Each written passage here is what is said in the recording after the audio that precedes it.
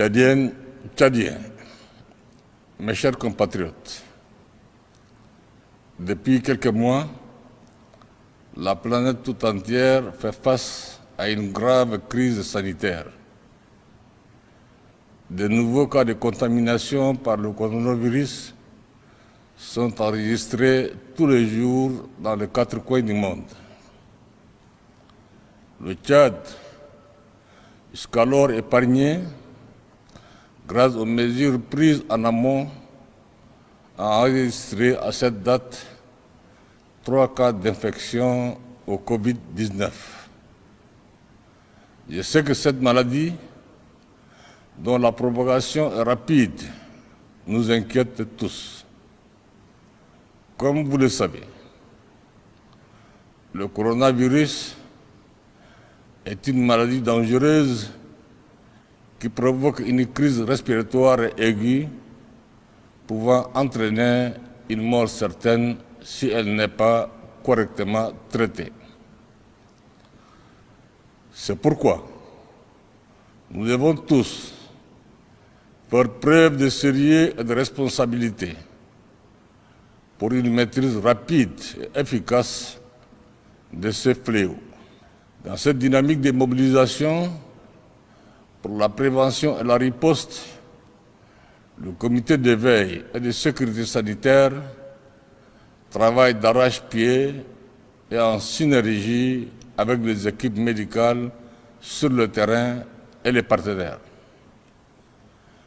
Un plan de contingence de lutte contre le coronavirus à hauteur de 15 milliards de francs CFA a été élaboré grâce à l'appui technique de nos partenaires. Il sera financé par nos ressources propres et la contribution de la solidarité internationale. À cet effet, j'ai mis en place un fonds spécial pour la lutte contre le coronavirus. Comme vous le savez déjà, un certain nombre de mesures nécessaires, comme la fermeture des frontières terrestres et la suspension des liaisons aériennes, à l'exception des cargos, ont été prises pour prévenir l'incursion de Covid-19 dans notre pays.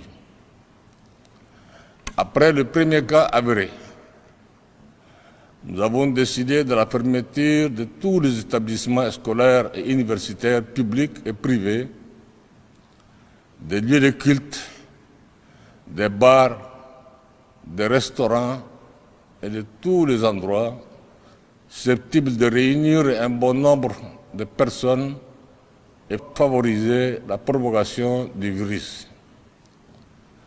Si les circonstances l'exigent, nous serons amenés à prendre d'autres mesures plus rigoureuses tendant au confinement total. Mes chers compatriotes, je sais qu'en plus de l'incertitude sanitaire qui nous hante, nous faisons face à une autre situation tout aussi troublante.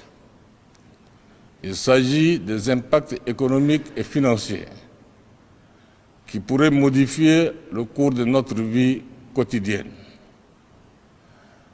Nombre d'opérateurs économiques, patrons de restaurants, tenanciers des bars et d'autres commerces subissent des dommages incalculables suite à l'arrêt conjoncturel de leurs activités.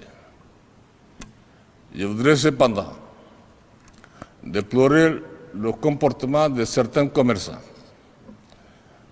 qui se livrent à une pratique inadmissible en augmentant illégalement les denrées de première nécessité.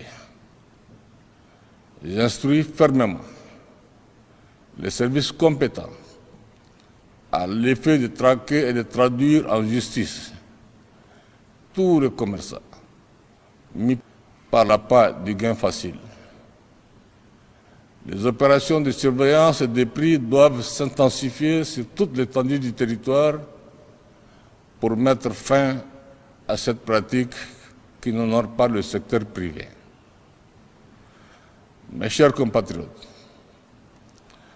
en ayant une attention soutenue aux répercussions économiques de la pandémie, le gouvernement est fortement préoccupé par la fermeture des établissements d'enseignement. Nous mesurons pleinement les effets d'une plus ou moins longue période d'inactivité sur le calendrier scolaire et la consolidation des apprentissages. C'est pourquoi les ministres concernés sont instruits à l'effet de réfléchir et de proposer un scénario réaliste et adapté pour permettre à nos enfants d'achever leur année académique dans de bonnes conditions lorsque la situation sera rétablie. Tchadiennes, Tchadiens, fidèles à leur serment et à leur vocation, les médecins, infirmiers, ambulanciers, secouristes de la Croix-Rouge du Tchad, bref, tout le corps médical, s'investissent au quotidien en vue d'assurer la sécurité sanitaire de tous.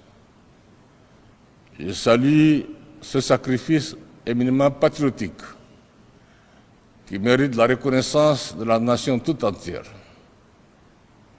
Nous devons tous, à cet égard, être à la hauteur de l'engagement de l'ensemble de nos dignes acteurs de la santé en appliquant les différentes mesures préconisées. J'insiste sur les règles d'hygiène, à savoir le lavage des mains, qui est un geste simple mais extrêmement précieux pour la prévention de la maladie. De même, nous devons éviter de se serrer les mains en nous saluant et d'exposer nos frères, sœurs à nos éternuements. Il faut toujours maintenir une certaine distance, une distance de sécurité dans nos échanges interpersonnels. Chacun de nous doit être un rempart face à ce virus. Et il s'agit à l'évidence d'un impératif absolu qui en appelle à une responsabilité individuelle et collective. Je déplore à ce sujet l'insouciance caractérisée et l'incivisme manifeste dont font preuve actuellement certaines personnes.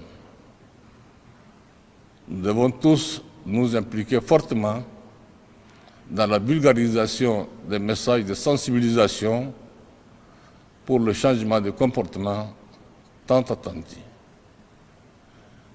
Je vous invite vivement à traduire les messages de protection et de prévention dans nos différentes langues nationales pour atteindre un large public. Cette approche de sensibilisation et de communication est extrêmement importante dans la phase actuelle de la lutte, mais elle doit se faire en toute responsabilité. Nous notons, hélas, que les réseaux sociaux, au lieu de diffuser des informations de bonnes sources, authentiques et vérifiées, s'adonnent à la désinformation et à la manipulation, semant ainsi le doute et la panique. Je mets en garde tous ceux qui se livrent à cette pratique criminelle. Tchadiennes, Tchadiens, mes chers compatriotes, face à l'adversité, nous devons être vigilants, disciplinés, solidaires et unis. Je suis convaincu que le peuple tchadien, qui a traversé tant d'épreuves, saura sans nul doute se montrer fort face à la pandémie. Que Dieu bénisse le Tchad. Vive la République. Je vous remercie.